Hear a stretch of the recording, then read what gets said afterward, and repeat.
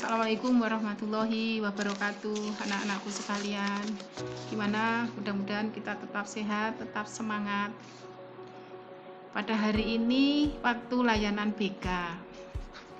Untuk materi hari ini sesuai dengan hasil AKPD yang kalian jawab kemarin, kita bahas tentang informasi beasiswa. Beasiswa yang lagi sekarang tren, bahkan nanti kuliah pun kita dapat itu yang diberi nama KIP. Di sini informasi, sekedar informasi yang kita bahas di sini. KIP itu yang jelas dapat diperoleh dengan dua cara. Pertama, menggunakan usulan satuan pendidikan.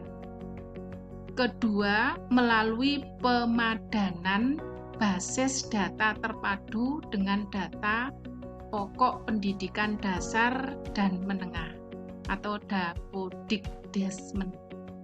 Nah, usulannya di situ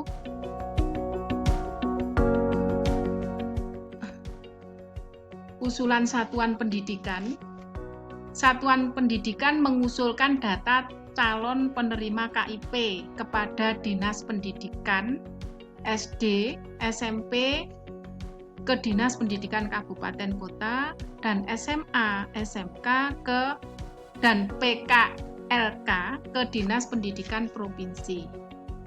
Nah, di sini bukan berarti sampean bawa surat keterangan tidak mampu, misalnya tidak punya KIP langsung diusulkan ke sekolah, itu tidak seperti itu. Yang dimaksud Dinas Pendidikan di sini, kalau SMK ya Dinas Pendidikan Provinsi.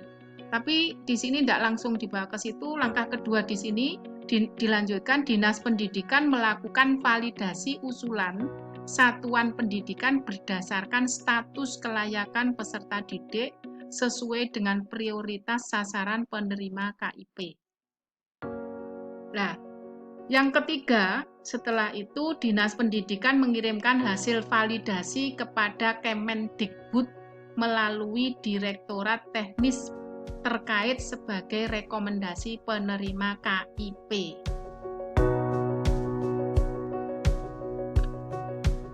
Terus yang keempat, Direktorat Teknis terkait melakukan penyaringan akhir atas kelengkapan data rekomendasi untuk ditetapkan sebagai penerima KIP. Terus yang kelima, kuasa pengguna anggaran menerbitkan SK daftar nama peserta didik penerima KIP. Jadi itu usulan satuan pendidikan. Nah, berikutnya ada 5 langkah itu. Yang selanjutnya maksudnya, apabila peserta didik yang secara kriteria termasuk sasaran penerima KIP atau PIP, namun tidak atau belum diusulkan oleh sekolah, maka dapat melakukan langkah-langkah sebagai berikut.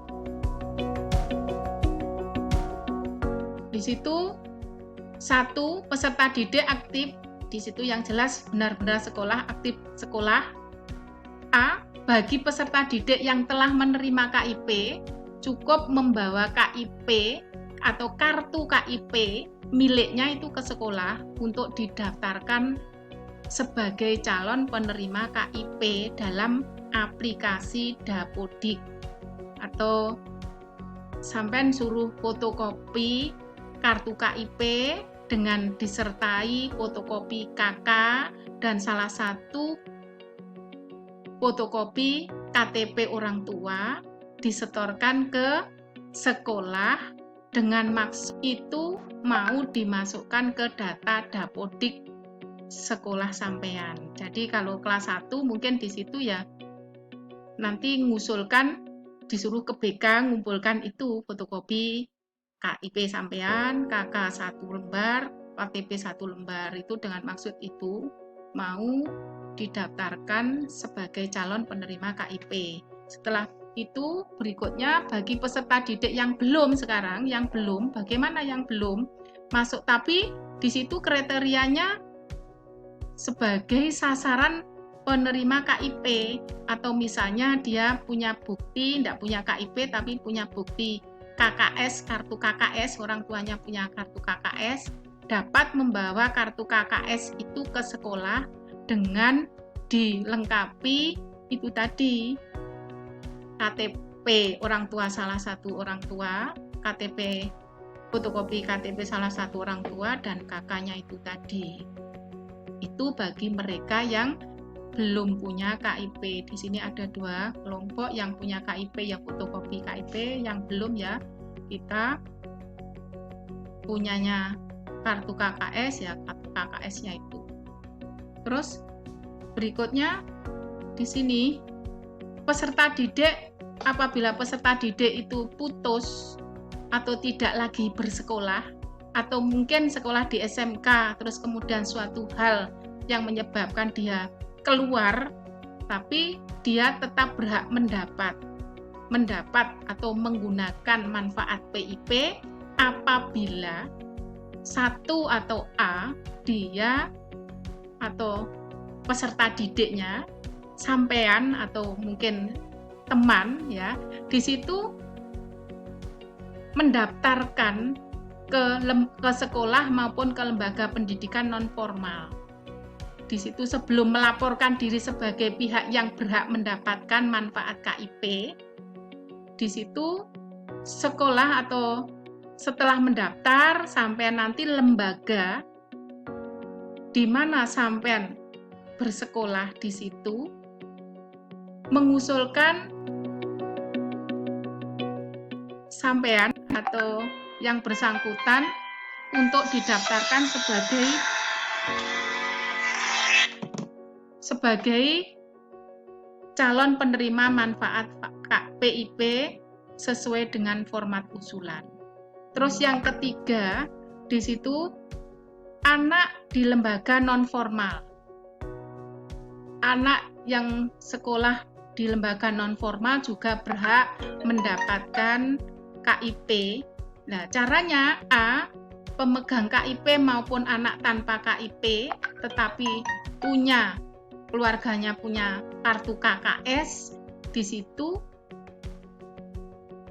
lembaga di mana dia sekolah berhak mengajukan yang bersangkutan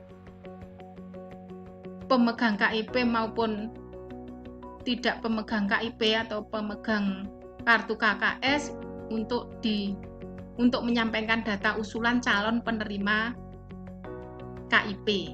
Jadi yang mengusulkan intinya di situ adalah lembaga non formal itu. Kalau sampean misalnya sekolah enggak di formal di SMK atau mungkin di SMA atau mungkin di mana yang formal itu tetap bisa mendapatkan KIP, tapi yang jelas yang mendaftarkan di situ adalah lembaga di mana sampean belajar. Sekarang pemutakhiran basis data terpadu atau BDT, Kemensos menyerahkan data peserta didik yang tercatat dalam BDT, kemudian Kemendikbud untuk dipadankan dengan Dapodikdasmen. Hasil pemadanan itu menjadi dasar penerbitan SK. Jadi itu untuk pemutakhiran data basis data terpadu atau BDT. Intinya gini, kesimpulan di lapangan. Cara mendapatkan kartu KIP. Kalau sampean masuk di sekolah SMK, di situ di SMP sudah punya kartu. Berarti sampean nanti di sekolah yang baru ini sampean memfotokopi kartu KIP dilengkapi dengan fotokopi salah satu KTP orang tua dan kartu KK diserahkan ke sekolah. Kemudian sekolah itu memadankan atau memasukkan ke data Dapodik kalian di SMK. Terus apabila ada siswa yang tidak atau belum punya kartu KIP, tapi dia layak sebagai penerima KIP kalau dia punya kartu KKS keluarganya, ya yang difotokopi kartu KKS-nya itu. Tapi sekarang gimana kalau tidak punya KKS, tidak punya KIP, tapi dia sebagai atau layak sebagai penerima KIP? Caranya piye?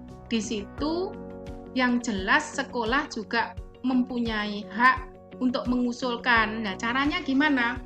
Di sini kata sekolah itu yang diwakili atau dilimpahkan oleh lembaga teknis loh ya, yang nangani adalah Departemen Sosial. Di situ ke desa, cari surat keterangan tidak mampu dari desa yang telah yang jelas ya sudah ditandatangani kepala desa atau mungkin di situ dengan Pak Camat atau mungkin pokoknya sudah valid, baru ke Departemen Sosial. Di situ ke Departemen Sosial dicek, kalau di sana sudah terdaftar ya nanti bisa dimasukkan nomornya, baru nanti ke sekolah kalau sudah divalidasi oleh Departemen Sosial, dibawa ke sekolah, dibawa ke operator sekolah, didaftarkan ke Dapodik. Jadi intinya selama ini gimana kalau enggak punya KKS, enggak punya KIP, tapi saya sebagai kriteria berhak untuk mendapat KIP. Saya ulangi kembali, mohon maaf, mungkin lupa. Yang namanya KIP itu suatu beasiswa yang berhak menerima adalah kriteria utamanya adalah untuk mereka yang ekonominya kurang beruntung atau tidak mampu. Maka di situ bisa dijelaskan atau dibuktikan dengan autentik adanya kartu KKS atau surat keterangan tidak mampu dari desa. Sementara seperti itu, nanti kalau kurang jelas bisa japri saya, Bu Wijayanti, secara pribadi atau mungkin bisa langsung datang ke sekolah. Sekarang bagaimana untuk ngeceknya? Bisa ngecek yang sudah mempunyai hak untuk menerima KIP. Di situ bisa cek, kok saya belum cair atau mungkin gimana? Cari di dalam webnya. Di situ https://pip.kemendikbud.go.id. Di situ terus kemudian muncul seperti ini. Maka tulis NISN kalian, terus tanggal lahir, nama ibu kandung, kemudian klik cari di situ untuk cek. Sampai kok nggak cair, kenapa ini? Itu bisa dicek, nggak usah langsung kemana-mana, bisa dibuka di webnya itu.